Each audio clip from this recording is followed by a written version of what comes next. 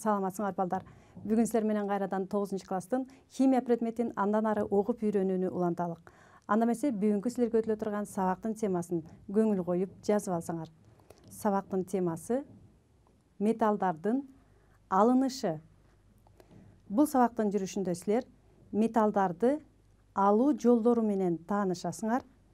Ошондой эле металлдардын атомдору менен иондорунун активдүүлүгүнө жараша электролиз процессинин жүрүшүндөгү айырмачылыктарды салыштырасыңар.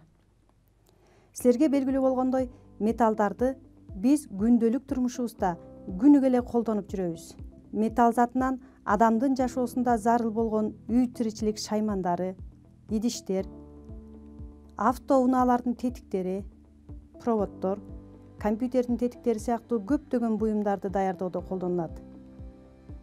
Бирок бул буюмдарды даярдоо үчүн таза металл кантип алынат болду экен деген суроо пайда болот. Анда азыр сабактын жүрүшүндө мындан ары металлдардын бирикмелери менен жана алардын алынуу жолдору менен таанышып алалык.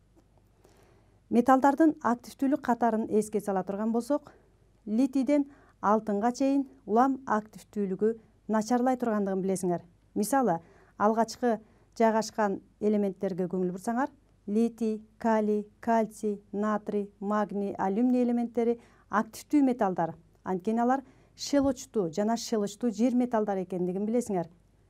Булар жаратылышта эркин түрүндө кездешпейт. Алар бирикмелерде гана кездешет. Андан кийинки катардагы элементтерге көңүл бургула.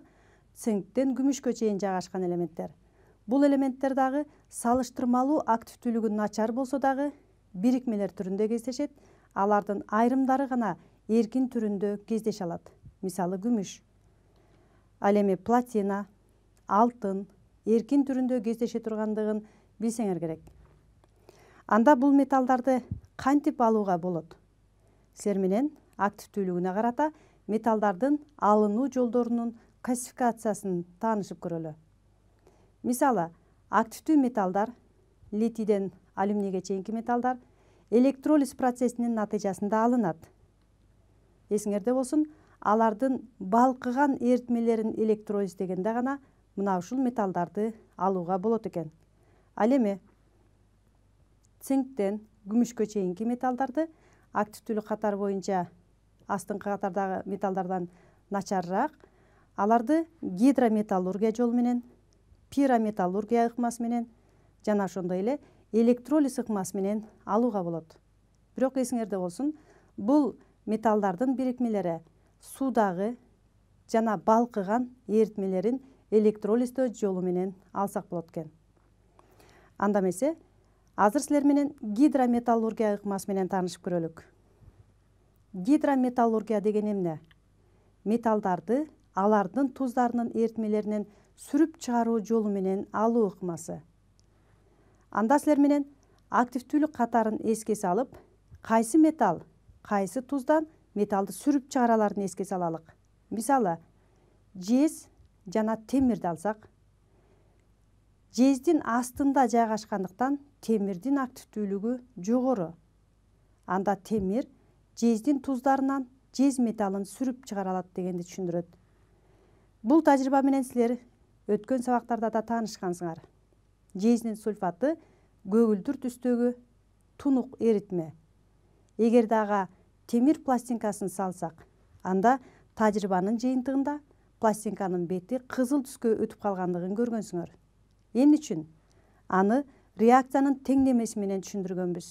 Анткени активдүүлүк катарында темир активдүү болгондуктан жезди анын туздарынан сүрүп чыгарат. Натыйжада темирдин сульфаты алынып, жез пайда болот. Жыйынтыктап айтсак, жез калыбына келет. Темир активдүү металл болгондуктан жезди калыбына келтирет. Келгиле анда бул жыйынтыкты өзүңөр үчүн жазып алгыла. Металлдарды туздарынан активдүүлүгү күчтүү металлдар калыбына келтирет экен. Мисалы, азыркы мисалда силер жездин туздарынан жезди алыш үчүн темир металлын кошкондо алганда көрдүңөр. Анда силер алган билимиңерди текшерүү үчүн бул суроого жооп берүү менен ойлонуп көрсөңөр. Кайсы учурда реакция жүрөт? Силер азыркы эле маалыматтарга таянгыла дагы туура жоопту тандаганга аракет кылгыла. Мен силерге сунуштайын. Күмүштүн нитраты жез менен реакцияга кирди. Экинчи мисалда жездин сульфатына сымап кошулду. Анда силер суроого жооп бериш үчүн азыркыдай эле эреже менен активдүүлүк катарын тапкыла. Күмүш, жез кайсы жерде жайгашкан? Көңүл бурсаңар болот. Андан кийинки мисалда жез жана сымап активдүүлүк катарында кандай жайгашкан? Эгерде ирээттүүлүктү түшүнсөңөр, анда албетте туура жоопту таптыңар го деп ойлойм. Мен силерге багыт берейин. Жездин жайгашкан орду менен күмүштүн жайгашкан ордун көрсөттүм. Анда активдүүлүк катарында күмүштүн алдында жез жайгашыптыр. Демек, күмүшкө караганда жез активдүү. Ошондуктан реакция жүрөт, жездин нитраты алынып, күмүш бөлүнүп чыгат. Ошондуктан туура жооп биринчиси болуп саналат. Ал эми экинчи мисалда болсо реакция жүрбөйт. Эмне үчүн? Анткени активдүүлүк катарын салыштыргыла, сымап жезден кийин турат. Мына ошондуктан сүрүп чыгара албайт экен. Анда дагы бир суроого ойлонуп жооп берип көрөлү. Көңүл бургула. Жездин сульфатына темирди коштук. Экинчи мисалда жездин сульфатына кальцийди коштук. Кана көңүл бургулачы.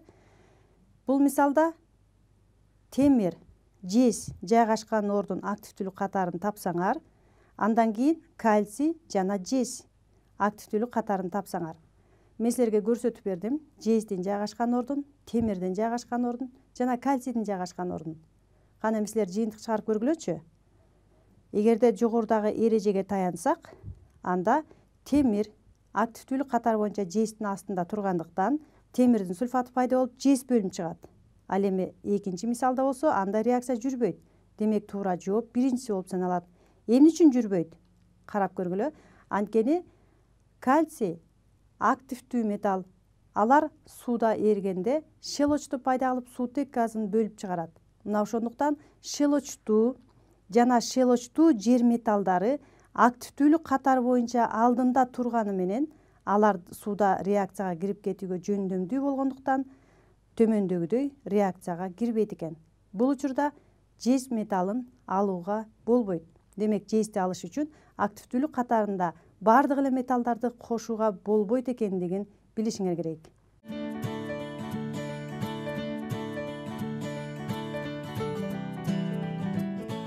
Анда азыр силер менен активдүүлүк катарын карайлы дагы бул суроого ойлонуп көрөлү. Металлдардын жана алардын иондорунун активдүүлүгү бирдейби? Бул суроого жооп берүү үчүн азыр силер металлдардын атомдорун көрүп турасыңар. Мисалы, литий атому эң активдүү болсо, акыркы катарда жайгашкан элементтердин активдүүлүгү улам начарлайт. Мисалы, жездики литийге караганда начар. Ушундай ирээттүүлүктө өзгөрөт дедик. Демек, активдүүлүк тескерисинче литий тарабында болот экен. Анткени биз силер менен жогоруда айтып өттүк. Металлдардын бирикмелери жаратылышта көп кездешет. Алардан таза металлды алуу керек деп. Ал эми бирикмелеринде болсо, алар иондор түрүндө кездешет. Мына ошондуктан металлдардын атомдору сыяктуу эле иондору дагы активдүүбү? Салыштырып көрөлү. Бул тескерисинче болот. Литий атому эгерде бардык металлдардан активдүү деп эсептелип жатса, бул жерде тескерисинче литийдин иону активсиз. Анда активдүүлүк кийинки тарапты көздөй жылып кетет экен. Жездин иону ага караганда активдүү. Демек, активдүүлүк катары бул жерде тескерисинче литийден жезди көздөй өзгөрөт экен. Бул айырмачылыкты эсиңерге сактап, өзүңөр үчүн багыттарын белгилеп жазып алсаңар, анда азыр силер менен мына ушул иондордун активдүүлүгүнө карата электролиз процессинде кандай жүрө тургандыгын таанышып алалы. Электролиз электр тогунун жардамы менен бирикмелердин же туздардын ажыроосу, лизис деген сөз ажыратуу дегенди түшүндүрөт. Анда мисалдарды карап көрөлү. Мисалы, жездин бирикмесинде жездин иону түрүндө кездешет. Жездин иону активдүү. Аны эске алабыз дагы, анын бирикмелеринин электролизин карап көрөбүз. Жез туздарынын балкыган эритмесин же суудагы эритмесин электролиз дегенде жез калыбына келет. Электролиз жүрүүчү аспаптын түзүлүшүнө көңүл бургула. Ал терс заряддалган катод жана оң заряддалган анод деп аталган электроддордон турат. Жездин хлориди деген эритмени куйсак, анда оң жана терс заряддалган иондор пайда болот. Жездин оң заряддалган катиону жана хлордун терс заряддалган аниону.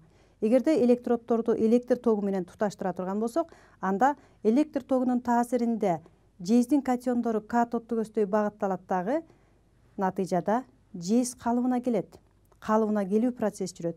Ал эми тескерисинче оң заряддалган анодго терс заряддалган хлордун иондору багытталат дагы хлор газы бөлүнүп чыгат. Бул жерде кычкылдануу процесс жүрөт. Анда бул реакциянын схемасын кандай түзөбүз? Силерге бул мисалдар тааныш. Мына ошондуктан мен силерге бул суроону берейин. Азыр силерге мен схемасын сунуштайм. Кайсы схемада жез калыбына келгендигин таап көрсөңөр. Биринчи схеманы карагыла. Жез купрум 0 минус 2 электрон, стрелкадан кийин купрум плюс 2 деп жазылды. Кийинки мисалды карагыла. Купрум плюс 2ден 2 электронду кошуп алып 0го өттү. Анда бул мисалдардын кайсынысы жездин калыбына келүү процессин түшүндүрөт? Албетте туура жооп экинчиси. Анткени жездин иону оң заряддалган катиону 2 электронду кошуп алып жездин атомун пайда кылат. Же болбосо жез калыбына келет. Азыр силер менен ушул процессти тажрыйбадан көрөлүк. Мына силер уусумал түтүк сыяктуу болгон аспаптын түзүлүшүн көрүп турасыңар. Ал терс жана оң заряддалган электроддордон турат. Катод, аноддон. Эгерде бул электродду электр тогуна туташтырсак, анда эритмедеги жездин катиондору менен хлордун аниондору багыттуу кыймылга өтөт. Оң иондор терс электродго тартылат. Анткени терс электроддо терс заряддалган электрондор бар. Мына ошондуктан жездин катиондору багыттуу кыймылга келди. Натыйжада жез калыбына келет. Анын схемасын жогорудагыдай кылып жазганды үйрөндүк. Жездин хлоридинин балкыган эритмесинин электролиз процессинин реакциянын теңдемеси түрүндө жазганды үйрөнөлүк. Электролиз процесси электролизор деп аталган идиште жүргүзүлө тургандыгын жогоруда тааныштык. Анда силер менен жездин хлориди кандай иондорго ажырай тургандыгын биринчи жазып алалы. 1 моль жездин хлориди 1 моль жездин катионуна жана 2 моль хлордун анионуна ажырайт. Туруктуу электр тогун таасир эткенде оң заряддалган жездин катиондору терс зарядка ээ болгон катодду көздөй багытталат. Натыйжада жетишпей аткан 2 электронун кошуп алып, жез иону калыбына келет. Ал схеманы мындай жазабыз. Купрум 2 плюс 2 электрон. Натыйжада купрум 0 жездин атому пайда болду. Ал эми туруктуу электр тогунун таасиринде терс заряддалган хлордун аниондору оң заряддалган анодду көздөй багытталат. Натыйжада ашыкча электрондорун анодго берип, хлор иону кычкылданат. Анын схемасын төмөндөгүдөй жазабыз. 2 моль хлордун аниону 2 электронун берип, хлор газын пайда кылат. Хлор газынын молекуласы 2 атом тургандыктан 2 деген коэффициенттер коюлду. Мына азыр силер менен катоддогу, аноддогу жүрүүчү кычкылдануу, калыбына келүү процесстерин жазып алдык. Анда бул схемалардын жардамы менен толук иондук теңдемесин түзгөндү үйрөнөлүк. Иондук теңдеме деп аты эле айтып тургандай, биринчи иондордун өзүн жазып алалы. Кандай иондор катышты? Катоддо 1 моль жездин катиону, ал эми аноддо 2 моль хлордун аниону катышты. Натыйжада кычкылдануу калыбына келүү реакциясынын натыйжасында катоддо жез калыбына келди, жез алынды. Ал эми аноддо болсо хлор кычкылданып, хлор газын пайда кылды. Азыр келгиле толук молекулалык теңдемесин жазганды үйрөнөлүк.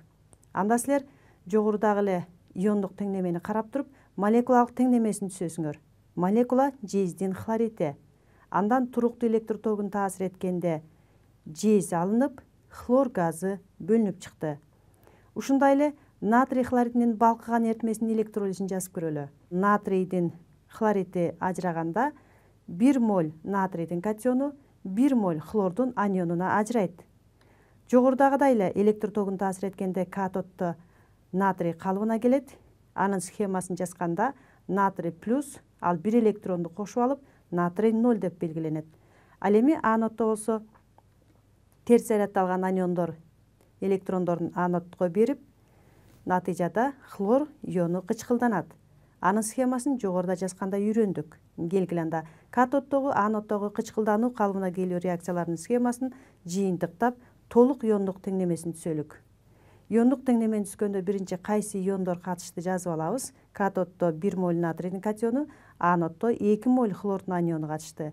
Ал эми реакциянын натыйжасында натрий калыбына келип хлор газы бөлүнүп чыкты. Анда молекулалык теңдемесин жазганда ушундай эле натрийдин хлориди деп молекуласын жазабыз дагы, жыйынтыгында натрийдин металлы алынып, хлор газы бөлүнүп чыгыптыр. Келгиле эми азыр болсо суудагы эритмесин карап көрөлүчү. Суудагы эритмесинде эмне айырмачылыгы бар? Албетте бул учурда натрийдин хлоридинен сырткары суунун молекуласы дагы аз санда болсо дагы суутектин катионуна жана гидроксид аниондоруна ажырайт. Бул учурда эсиңерде болсун, натрий ионунун активдүүлүгү начар. Ошол себептен натрийдин иону эмес, суунун молекуласы калыбына келет. Анда суунун молекуласы калыбына келгенде, ал суутек газын пайда кылып, 2 моль OH гидроксид ионуна ажырайт. Бул учурда щелочтуу чөйрө пайда болот. Ал эми аноддо болсо адаттагыдай эле хлор иону кычкылданат. Анда жыйынтыкталган иондук теңдемесин түзгөндө көңүл бурсаңар, натрийдин ордуна 2 моль суу катышкандыктан, анда 2 моль суу 2 моль хлор аниону менен деп жазып алабыз. Жыйынтыгында суутек газы, хлор газы жана 2 моль OH минус ионун жазабыз. Анда молекулалык теңдемеси мындайча жазылат. Натрийдин хлоридинин 2 молю 2 моль суу менен аракеттенишкенде, туруктуу электр тогун өткөргөндө суутек газы, хлор газы жана щелочь пайда болот экен. Бул учурда металлды алууга болбойт.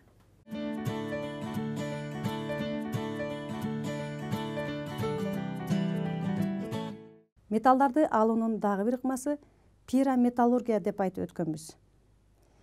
Пирометаллургия ыкмасында металл гендеринен металлдарды көмүр менен, көмүртектин эквиваленттүү оксиди менен, алюминий жана суутек менен калыбына келтиребиз. Мисалдарды карап көрөлү. Цинктин оксидин көмүртек менен калыбына келтирсек, цинк алынат дагы ис газы бөлүнүп чыгат. Бул ыкмада көмүр менен калыбына келтирдик. Экинчи мисалды карагыла. Темирди алыш үчүн темирдин оксидине ис газын таасир этсек, же көмүртектин эквиваленттүү оксидин таасир этсек, таза темирди алууга болот экен. Экинчи ыкмада көмүртектин 4 валенттүү оксиди колдонулду. Ал эми үчүнчү мисалды карасаңар, вольфрамдын оксидин суутек менен калыбына келтирип, вольфрам алынды. Демек, бул учурда пирометаллургиянын бул ыкмасында суутек колдонулду. Кийинки ыкманы карагыла. Марганецтин 4 валенттүү оксидине алюминийди кошкондо, алюминийдин оксиди алынып, марганец бөлүнүп чыкты. Демек, бул ыкмада алюминотермия деп аталат. Алюминий менен марганецти калыбына келтирүү жолу менен алдык. Бүгүнкү сабагыбызды жыйынтыктайлы. Силер менен бүгүнкү сабактын жүрүшүндө металлдардын активдүүлүк катары менен тааныштык. Анда активдүү металлдар бирикмелер түрүндө гана кездешерин билдик. Ал эми активдүүлүгү начарыраак металлдар бирикмелер түрүндө дагы, эркин түрүндө дагы кездешерин билдик. Мисалы, күмүш металлы. Ал эми платина, алтын эркин түрүндө кездешерин силер мисалдардан угуп жүрсөңөр керек. Ошондой эле буларды алуунун жолдорун классификациялап алдык. Мисалы, активдүү металлдар электролиз жолу менен алынат экен. Алардын балкыган эритмелерин гана электролиз дегенде алынат. Андан сырткары пирометаллургия, гидрометаллургия жана электролиз ыкмасы менен таанышып өттүк. Силер менен бүгүнкү сабактын жүрүшүндө металлдарды алуунун айрым гана ыкмалары менен таанышып өттүк. Ал эми окуу бүтүнгөрдө булардын мисалдары тереңирээк, кененирээк берилген. Мисалдарды өз алдыңарча иштеп, билимиңерди дагы тереңдетсеңер болот. Анда эмесе силерге бөлүнгөн убакыт ушуну менен аягына келип жетти. Кийинки сабакта жолугушканга чейин саламатта тургула.